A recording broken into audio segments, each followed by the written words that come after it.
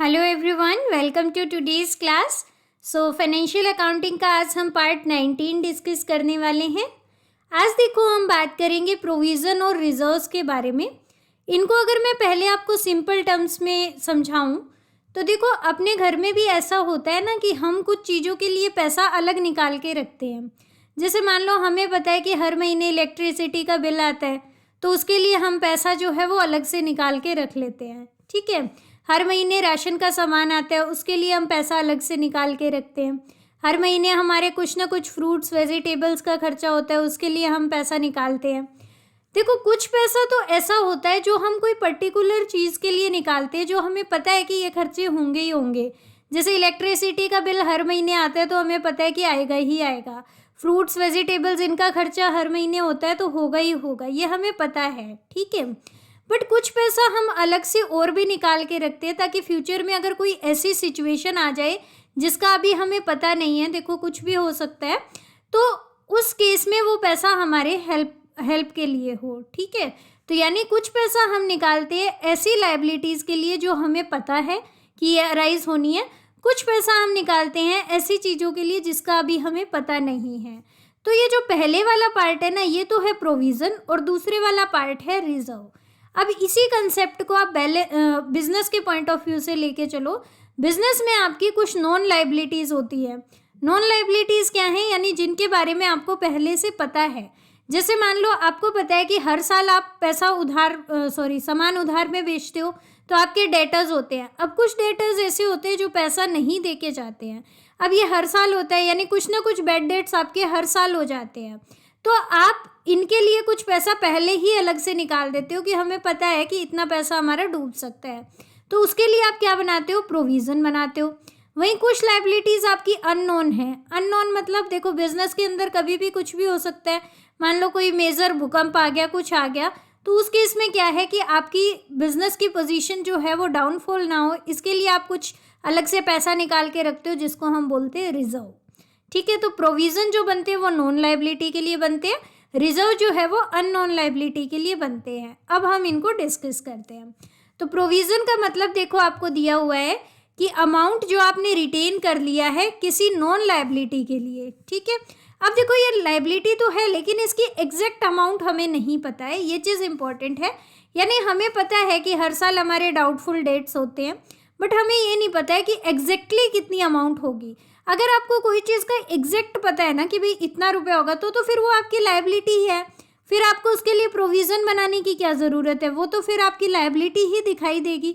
ठीक है। लायबिलिटी मतलब अगर आपको पता है कि इस बंदे को मुझे 10,000 रुपये देने हैं, तो ये 10,000 रुपये तो आपकी लायबिलिटी हुई ना। प्रोविज़न हम किसके लिए बनाते हैं? पैसा अलग किसके लिए निकाल के रखते हैं? जब हमें एग्जैक्ट अमाउंट नहीं पता होता है। ठीक है। इस चीज़ को आप ध्यान से समझ लीजिए कि अगर आपको लायबिलिटी का अमाउंट पता है तो फिर हम उसे लायबिलिटी दिखाएंगे, उसको प्रोविज़न के तौर पे नहीं दिखाएंगे।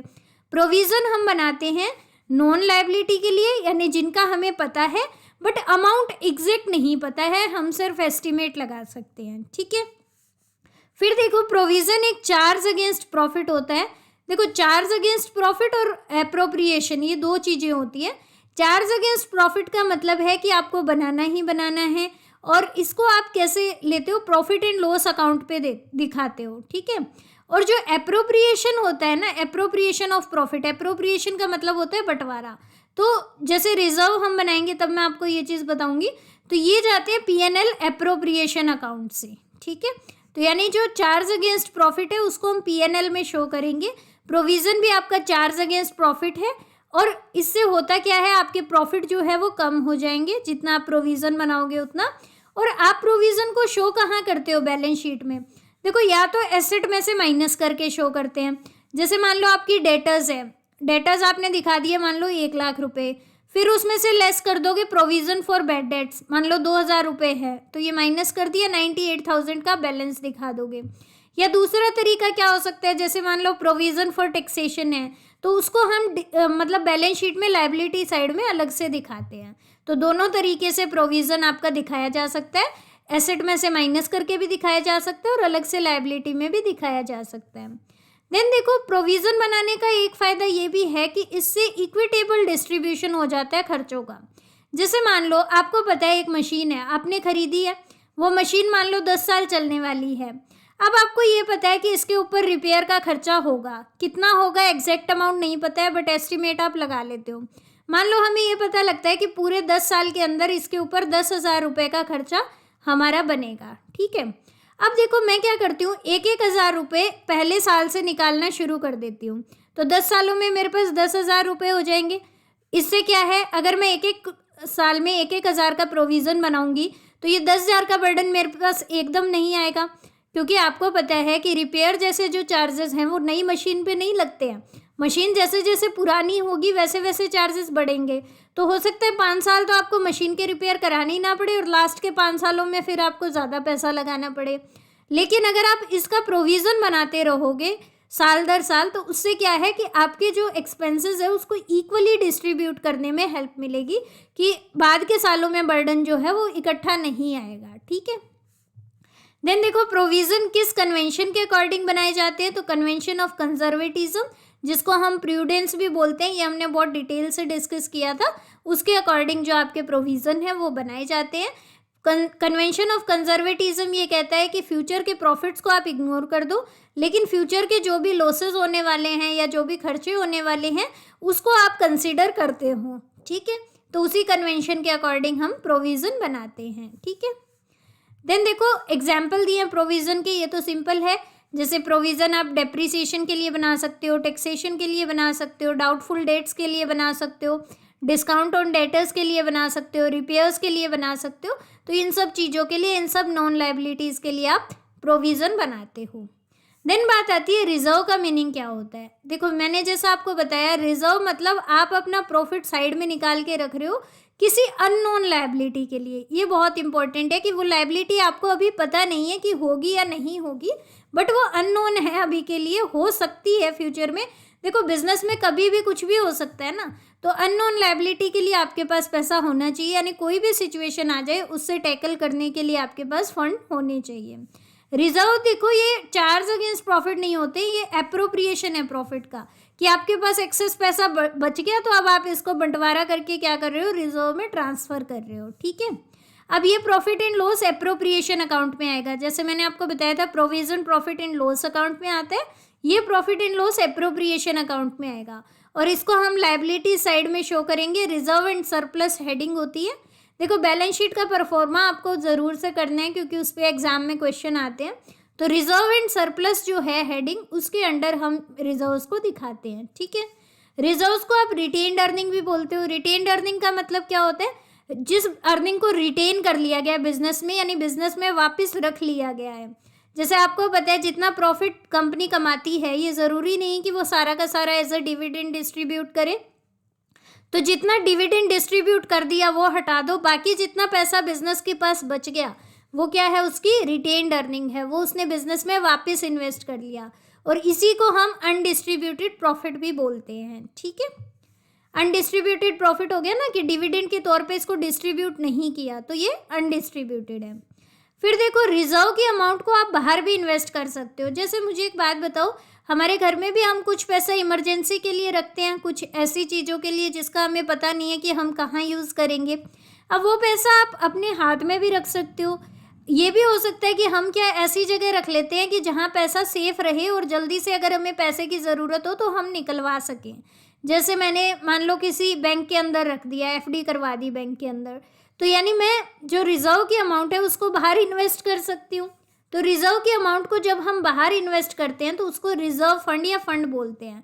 मतलब बिजनेस के पास रिजर्व है, ये बिजनेस ने इसलिए बनाया है कि फ्यूचर में अगर कोई लायबिलिटी हो तो उसको मैं मीट कर सकूं, लेकिन अभी ये पैसा खाली पड़ा क्या काम आएगा, तो इससे बेटर है कि मैं इसको कहीं इन्वेस्ट कर दूं ताकि मुझे ब्याज मिलता रहे या जो भी अर्निंग मिलती रहे, ठीक है। तो जब आप पैसा बाहर इन्वेस्ट कर देते हो रिजर्व का, तो उसको रिजर्व फंड या फंड कहते हैं, ठीक है। अब रिजर्व की मदद क्या होती है बिजनेस को, कि रिजर्व देखो बिजनेस की फाइनेंशियल पोजीशन को मजबूत करता है।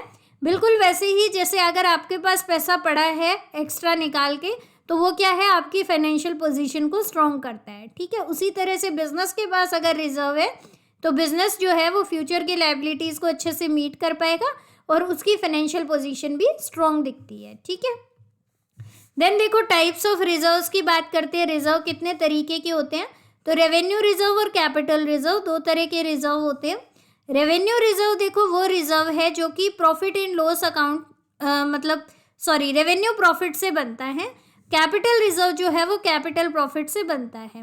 रेवेन्यू प्रॉफिट का मतलब क्या होता है, वो प्रॉफिट जो रूटीन के कामों से आप अर्न करते हो, जैसे आपने सेल की उससे आपको प्रॉफिट हुआ, कोई सर्विस आपने प्रोवाइड की है उससे आपको प्रॉफिट हुआ, तो ये रेवेन्यू प्रॉफिट होते हैं।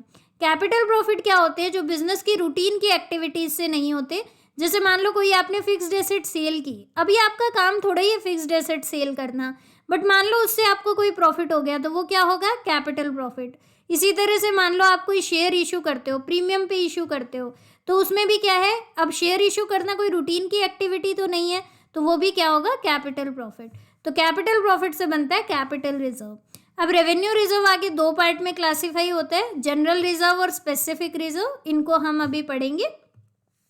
तो रेवेन्यू रिजर्व की हम बात कर रहे थे। रेवेन्यू रिजर्व जो है वो उन प्रॉफिट से बनता है जो डे टू डे एक्टिविटीज में बिजनेस कमाता है, ठीक है। रेवेन्यू का मतलब क्या है, अनडिस्ट्रीब्यूटेड प्रॉफिट, यानी कि वही हो गया कि बेसिकली आपके पास पैसा पड़ा है, आपने उससे रिजर्व बना लिया।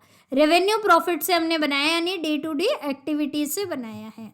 अब इसमें देखो दो चीज़ें हो सकती है, जनरल रिजर्व भी हो सकता है और स्पेसिफिक रिजर्व भी हो सकता है। नाम से क्लियर है, जनरल रिजर्व मतलब इन जनरल जो बनाया है, स्पेसिफिक रिजर्व मतलब एक पर्टिकुलर नाम दे दिया कि भाई इस चीज़ के लिए हम बना रहे हैं। जैसे मान लो जनरल रिजर्व के अंदर ये देखो कोई स्पेसिफिक पर्पस के लिए नहीं बनाए जाते, इनको किसी भी पर्पस के लिए यूज़ किया जा सकता है। इनको हम कंटीजेंसी रिजर्व या फ्री रिजर्व बोलते हैं कि डिपेंडिंग अपॉन कोई कंटीजेंसी आती है, कोई बिजनेस में सिचुएशन आती है तो उसको यूज़ करेंगे, या फ्री रिजर्व है कि भाई फ्री है, कहीं भी यूज़ कर सकते हैं, ठीक है। अच्छा, ये बेसिकली कौन से रिजर्व हैं, जो कि हमने रेनी डे के लिए बचा के रखे, यानी बिजनेस में कोई भी अनफोर्सीन सिचुएशन आए उसके लिए रखे हैं।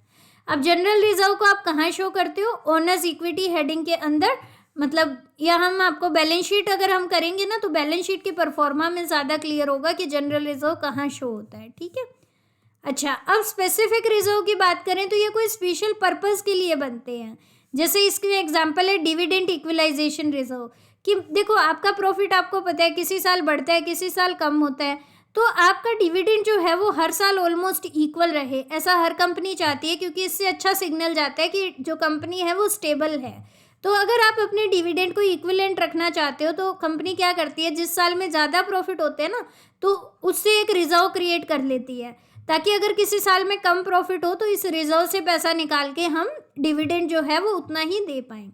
फिर देखो रिप्लेसमेंट ऑफ एसेट के लिए रिजर्व हो सकता है। देखो डेप्रिसिएशन के लिए हम प्रोविज़न बनाते हैं। डेप्रिसिएशन यूजुअली देखो क्या होता है, जैसे मान लो 1 लाख की मशीन है तो 1 लाख का हम डेप्रिसिएशन लगाते हैं, जितने भी साल, ये मान लो 5 साल चलने वाली है तो 5 सालों में हम 1 लाख का डेप्रिसिएशन बनाएंगे। लेकिन आप मुझे एक बात बताओ, 1 साल के बाद आपके पास 1 लाख रुपए है तो क्या ये एसेट रिप्लेस हो जाएगी? ज़रूरी तो नहीं है, हो सकता है 5 साल बाद इसकी वैल्यू जो है वो बढ़ जाए। तो रिप्लेसमेंट ऑफ एसेट के लिए हम रिजर्व बनाते हैं, ठीक है। देन देखो इन्वेस्टमेंट फ्लक्चुएशन फंड, कि आपकी इन्वेस्टमेंट जो है उस जहां आपने पैसा लगा रखा है अगर उसकी वैल्यू कम ज़्यादा होती है तो उसको मीट करने के लिए।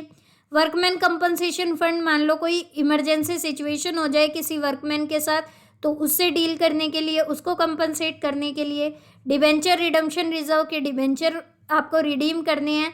डिबेंचर रिडीम करने का मतलब है कि मान लो आपने 1 लाख रुपए के डिबेंचर इशू किए थे, 5 साल का उनका टाइम पीरियड था, तो 5 साल बाद ये 1 लाख रुपए आपको वापस करने हैं ना, इसी को बोलते हैं डिबेंचर रिडम्पशन। तो उसके लिए जो रिजर्व यूज़ होते हैं, तो ये नाम से क्लियर हो रहा है कि ये रिजर्व जो है वो स्पेशल पर्पस के लिए बनाए जाते हैं, ठीक है। अब बात करते हैं हम कैपिटल रिजर्व की। देखो हमने कैसे डिस्कस किया, पहले हमने रिजर्व का मीनिंग देखा, फिर रिजर्व 2 तरह के थे, पहला था आपका रेवेन्यू रिजर्व और दूसरा था आपका कैपिटल रिजर्व। रेवेन्यू रिजर्व में भी हमने 2 टाइप देखे, जनरल रिजर्व और स्पेसिफिक रिजर्व, ठीक है। तो अब ये सारा कुछ हम डिस्कस कर चुके हैं, अब हम डिस्कस करेंगे ये वाला पोर्शन, यानी कैपिटल रिजर्व। कैपिटल रिजर्व देखो कैपिटल प्रॉफिट से बनते हैं। कैपिटल प्रॉफिट का मतलब क्या होता है, वो प्रॉफिट जो कि बिजनेस रूटीन की एक्टिविटीज़ में नहीं कमाता, कोई स्पेशल इवेंट से जो प्रॉफिट होता है। जैसे मैं आपको एग्जाम्पल देती हूँ, profit on sale of fixed asset, fixed asset बेचने से प्रॉफिट हुआ है, या आपने एसेट लायबिलिटीज़ का रिवैल्यूएशन करवाया, उससे आपको कोई प्रॉफिट हुआ है। अब देखो रिवैल्यूएशन डेली तो नहीं होता है। इसी तरह से मान लो आपने शेयर डिबेंचर कुछ इशू किया, उस पे जो प्रीमियम मिला वो आपका कैपिटल प्रॉफिट है। फिर मान लो आप कोई रनिंग बिजनेस परचेज करते हो, मतलब कोई बिजनेस है उसको आपने टेक ओवर कर लिया, तो उसके ऊपर अगर आपको प्रॉफिट हुआ है।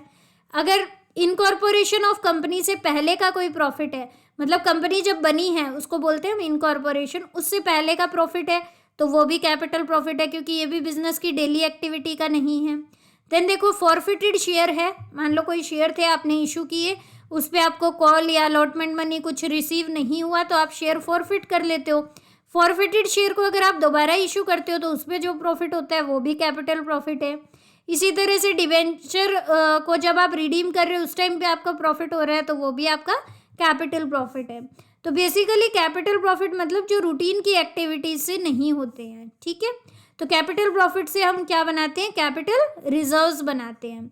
अब कैपिटल रिजर्व आपने बना लिया, ये यूज़ किसके लिए करोगे, ये देखो कैपिटल लॉस को राइट ऑफ करने के लिए यूज़ होता है। कैपिटल लॉस क्या होता है, अभी हमने कैपिटल प्रॉफिट के एग्जाम्पल डिस्कस किए थे ना, अगर यही लॉस हो तो फिर वो क्या है, कैपिटल लॉस। जैसे मान लो आपने किया profit on sale of fixed asset is a capital profit.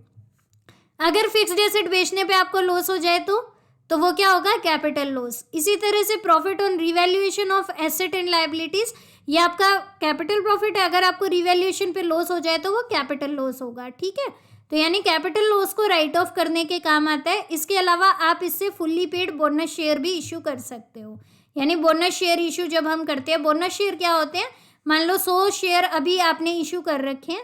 अब आप क्या करते हो, अपने जो भी शेयर होल्डर है उनको ये कहते हो कि हम 2:1 के रेशियो में आपको जो नए बोनस शेयर इशू करेंगे, यानी जिसके पास 2 शेयर है उसको एक नया शेयर हमारा ऐसे ही मिल जाएगा, ठीक है। तो ये होता है बोनस शेयर।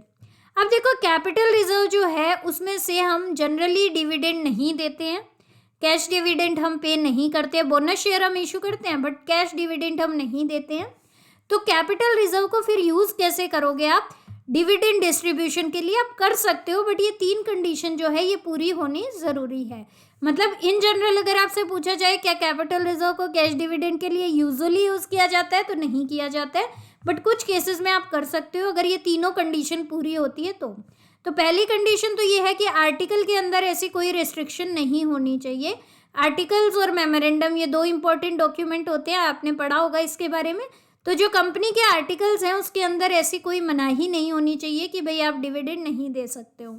दूसरी चीज़ ये है कि कैपिटल प्रॉफिट जो है वो आपको कैश में मिला होना चाहिए, तभी आप उससे कैश डिविडेंड दे सकते हो। यानी आपके पास वो कैश में आना चाहिए, रियलाइज कैश में होना चाहिए। देन देखो आप क्या करोगे, कैपिटल रिजर्व आपके पास है, मान लो आप डिविडेंड देना चाहते हो तो उससे पहले अपनी एसेट और लायबिलिटीज़ को रिवैल्यू करोगे। कहीं ऐसा तो नहीं कि आपकी एसेट और लायबिलिटीज़ ट्रू पोजीशन दिखाई नहीं रही है।